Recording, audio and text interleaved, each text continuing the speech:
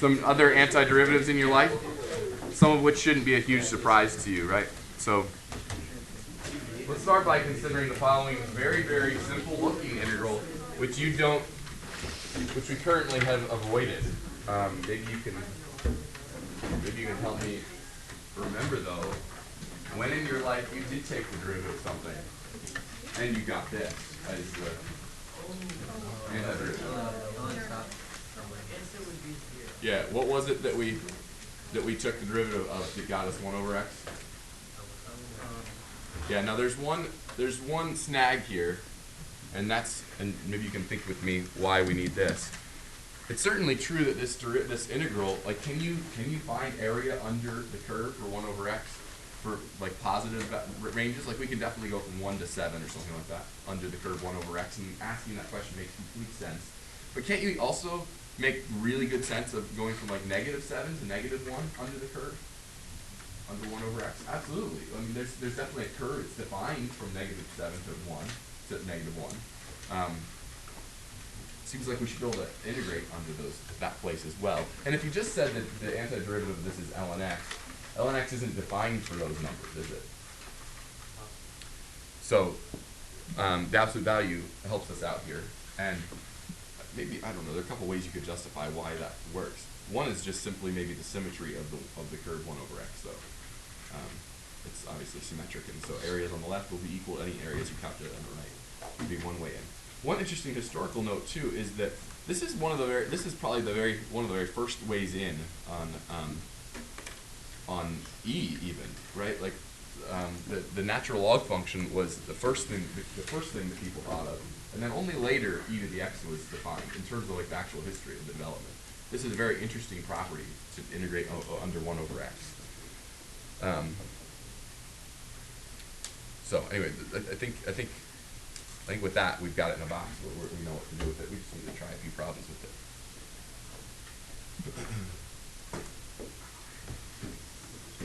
So give it a try. Let's see how we do on these. I think the first one's meant to be easy, and the second one's just a little bit harder. So no excuse for just like jumping in. Shut up. No substitute.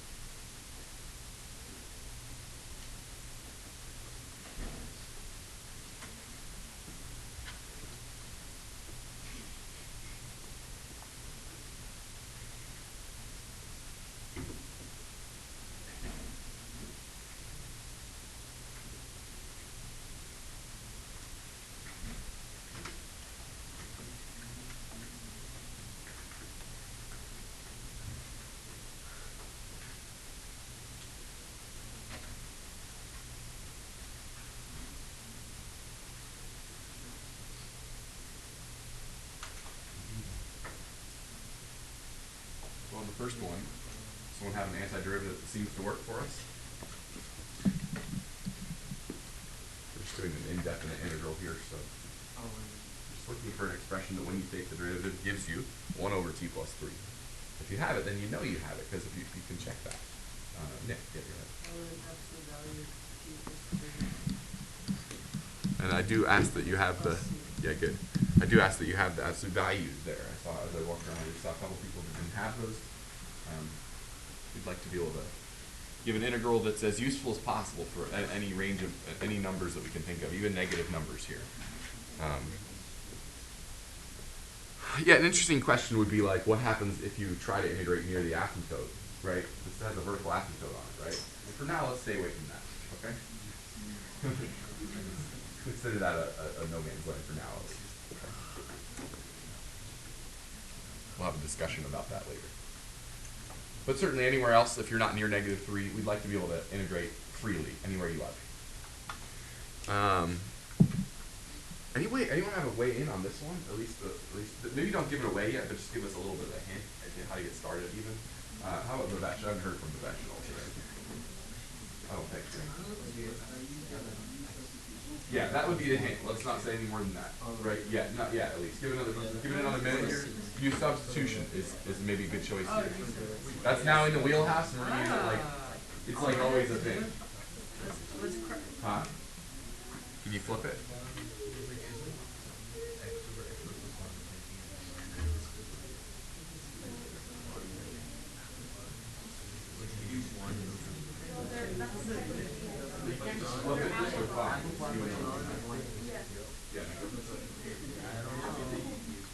Yeah, you would use that. It's not necessarily obvious that this is the composition of functions. That's why you do maybe need that hint. It's not an obvious one at first, maybe, in terms of use substitution. What's a good choice of u though? What'd you find u equals? Yeah, try second hint. If you're not seeing it yet, try using that as your u.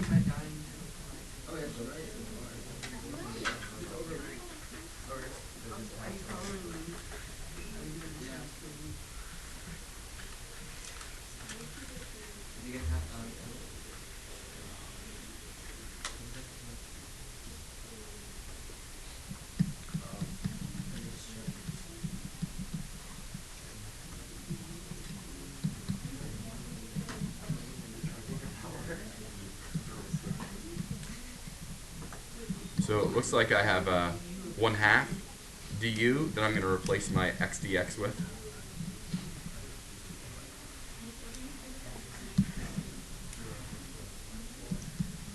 Would you? I don't know. You've had developed various preferences maybe after yesterday. Would you like to rewrite this and just keep it in terms of u? Is that what you were doing? I don't know. You can do whatever. So then that makes this 1 to 2. Yep. In terms of u, what's going on here? This is a 1 over u, right? We got like a 1/2 du on top. That's the x dx. And on the bottom, we just have u. And before yesterday, we couldn't have done this one. Right? Yeah. How do you get the interval for Yeah, so these keep in mind that all of this stuff here is x, this is dx, this is all in terms of x, and the 0 and the 1 are in terms of x2. That's like from x equals 0 to x equals 1. Well, if x is 0, what's u? And if x is 1, what's u? But you don't have to do that, right? You don't have to do that as long as if you do the antiderivative here all symbolically and then figure it out and resubstitute your x's in and then return to this, you'll be fine too. Do it your way. We'll do it our way. See that we get the same answer. So what do we get here as the antiderivative here? Well, it wouldn't be practicing this new idea. It didn't have a 1 over u in there. So we get 1/2 ln absolute value of u on the interval 1 to 2, right? Now, why is it superfluous to have the absolute value bars in this particular case? You don't need the absolute value bars in this case, so you'd be forgiven if you didn't have those here, obviously. So we get 1/2 ln of 2 minus ln 1. Is there any cleanup we can do even without the help of a calculator? Yeah. You can. What's ln? Or you could also just tell me what ln 1 is. Isn't ln 1 0? Okay. So one way to write this answer would be 1/2 ln 2. If this is a multiple choice question, if this is an open-ended question, fully accepted. Just keep in mind that if this is multiple choice, you might see it written this way. Can you convince yourself why? Yeah?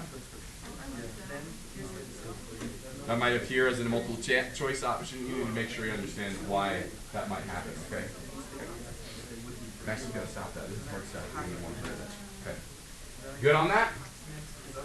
This is probably a little bit of a mind bender. You want to slow down and say some more about that? Huh? Sure. So did you find the antiderivative is 1/2 ln x squared plus 1? Again, I'll ignore that from 0 to 1. Yeah? Is that what you did? Does that work? I'm just saying, aren't you saying that I mean, you need to make the same u substitution. Like everything here is the same no matter what.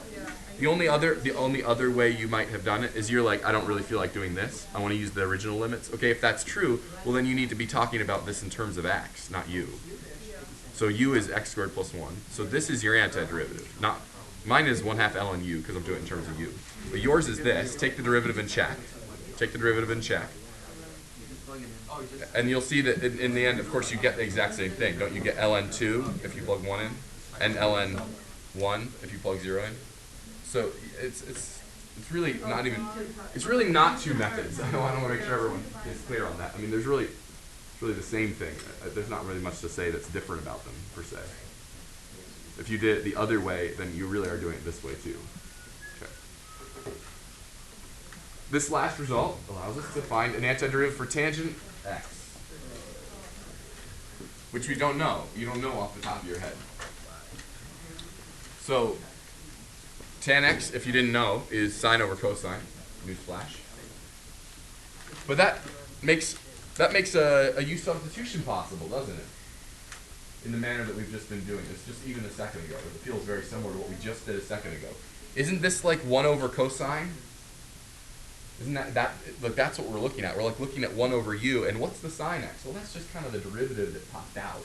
So this really does feel like maybe a candidate for u substitution, where we let u be cosine x. And doing that gives this rewrite. And we know how to take the antiderivative of u to the negative first now. It's just ln absolute value of u. And then substituting in again. What was u? Oh yeah, that's right, cosine. We get an antiderivative for tangent x. Negative ln of the absolute value of cosine x plus c. Or, again, if you're like, oh, want to be all fancy with your logs, you might write that as, and again, can you convince yourself using properties of logs why you might write it that way? Sorry. And then, so this is the one that I'll add to the box on the next page that has a couple more too. Ln of the absolute value of secant x plus c. I will just give a disclaimer. This and the other ones I'm about to show you just rarely come up on the AP test. So, I mean, if you really needed them, you could rederive them. But I honestly have never seen them. I don't think in sample AP problems. Yeah. Right here, you mean?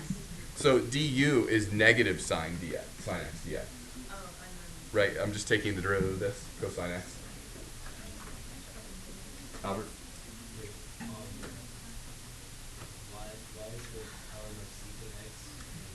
Yeah, so you followed here? You're good here? Yeah, so this is the same thing as this. Someone tell me log-wise. What he said, yeah. Right. Yeah, quick, fast, plain fast and loose with logs here. Do you want to explain one more time? Because of log primitives, you can put what's outside onto the exponent of the inside. Yeah, so it's cosine x to the negative first. Yeah, it's good to, there's a lot that went on there, so it's good. Okay, so I'll put this in a box along with these other ones. I don't want to go through these, but it already may occur to you that, no, I don't know why cotangent's not up there too. We can put that in the box too. Why is that not in the box?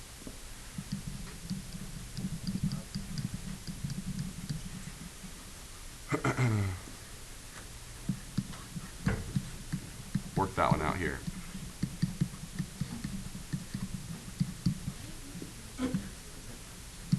Well, actually, let's just make a guess at it. Like, I don't know, your first guess might be ln of, well, maybe cosecant. I'm thinking,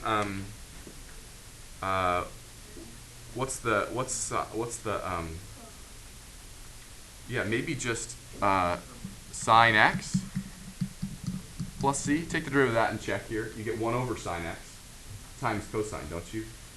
So I mean, I think that one should maybe be in the box too, but I don't know, whatever. Again, these actually don't come up that much, but so here, like, can I extend the box? Sorry. There we go. This time? Okay, thanks. Anyway, the point is, these are all gotten through similar means using just a u substitution along with the 1 over u derivative, antiderivative that we just talked about. These are actually a little bit tricky to get. You could give it a try though. Give these a try. This second one, for example, you might actually want to think about the third. That one this guy from the. I highlighted this earlier. There, this guy. You might actually want to think about this a little bit. Yeah, it's a little tricky to get, but it's the same kind of thing. All right, so there they are. We'll use them though.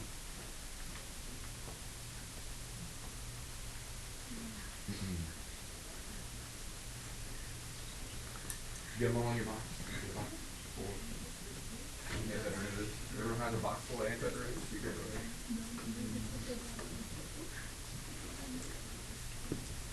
I don't think we need to tell you this one. We're trying to do get some logs in here, but also some exponential antiderivatives. I don't think we need to tell you this one.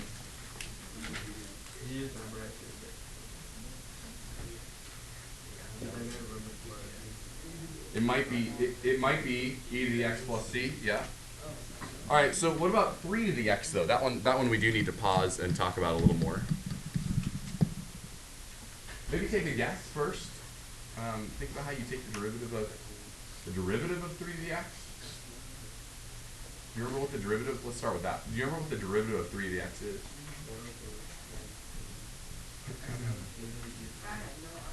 I don't think I've heard anyone say that. Yeah, it's 3 to the x ln 3. Do you remember that? That's the derivative of 3 to the x. Now that is not what's being asked for here. The thing we're asking for is what would you have to take the derivative of in order to get 3 to the x? Just plain old 3 to the x, not 3 to the x ln 3. But keep in mind that ln 3 is simply a constant, isn't it? Yeah, Albert? Is it 3 to the x, is it half 3 to the x to the second? No. 3 to the x is not a bad guess as the antiderivative, right? 3 to the x is not a bad guess because if we take the derivative of 3 to the x, we do get something fairly close to this. Except with the ln 3. Jonathan, help us out. And okay, let me see if I can think about your motives there. Checking. ln 3 is just, remember, that's not like introducing a quotient rule or anything like that. This is just a constant. If you take the derivative of this guy, it's 3 to the x over ln 3 times ln, okay, I think I see where you're coming with that now. So in general, we have these results, right?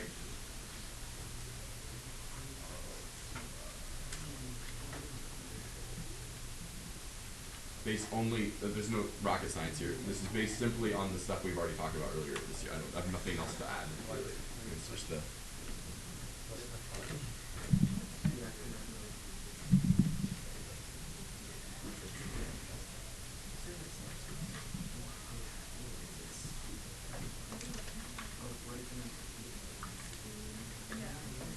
Did you get those in a box? We've got quite a collection going now of antiderivatives.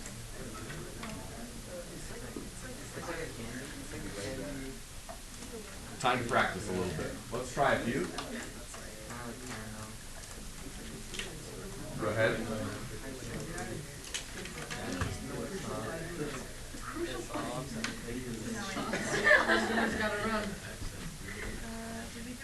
Do you guys have to go here? Yeah.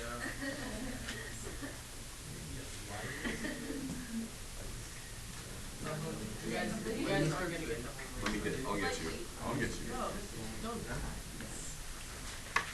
I want to meet the need of everyone. Remember that time I differentiated structure? Yeah. You wanted another worksheet.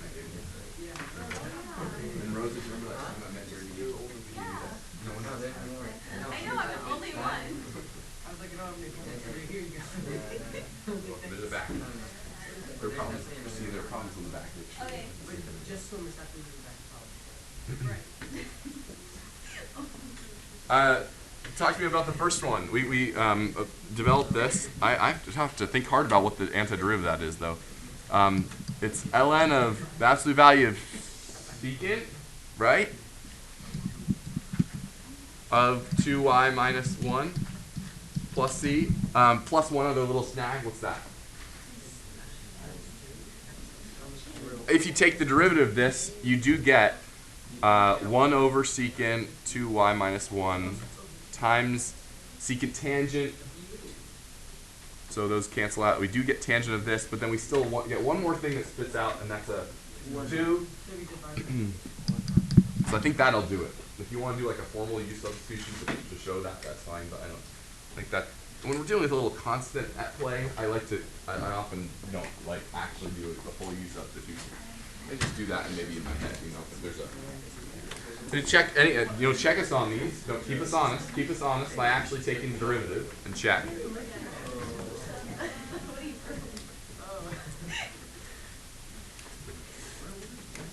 You guys all right? That was a contribution from a class member. A thing that isn't the antiderivative of that. It was due to that, yeah, not mine. Okay. Vladimir too. Did you get B and C yet?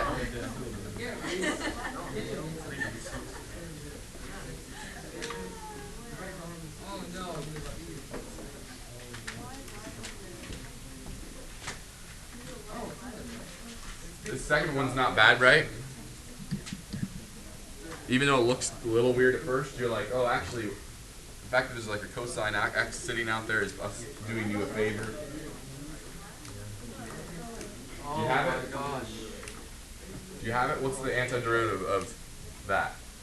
I don't know, this one's on e. Yeah, just e to the 1 plus sine x. Is that all? Yeah. Check it, check it. The derivative of e to the stuff is e to that same exact stuff, 08 times the derivative of that stuff. So that's exactly what we have there. That was the most technical way I could have said it too. What's going on there? Whoa. Whoa. Hold on. Hold on.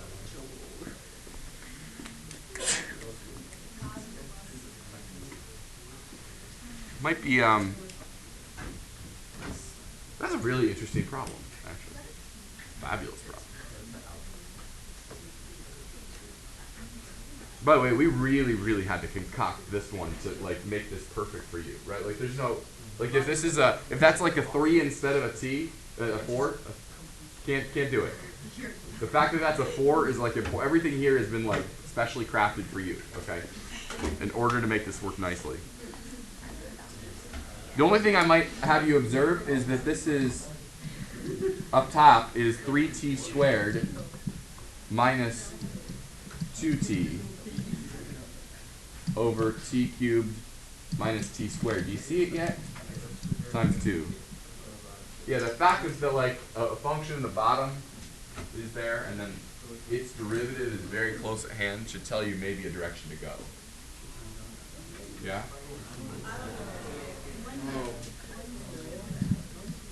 Yeah, like I said, I don't know how to.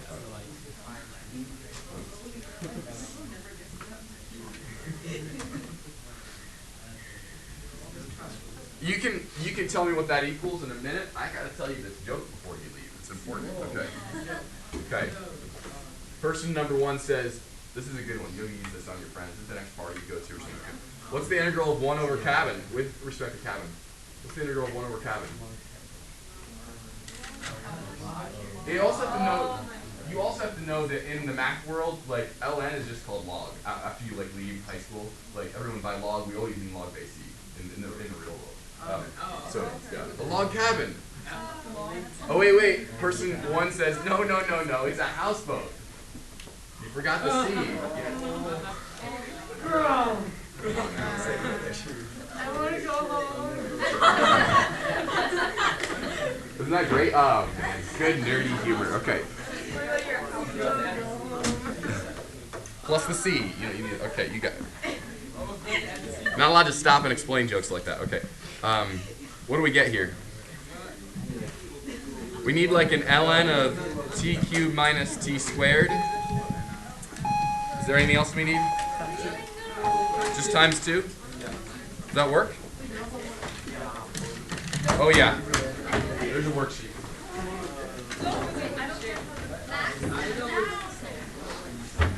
Watch out, there's a back.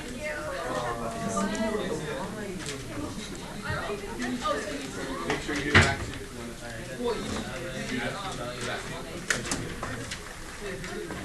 There's a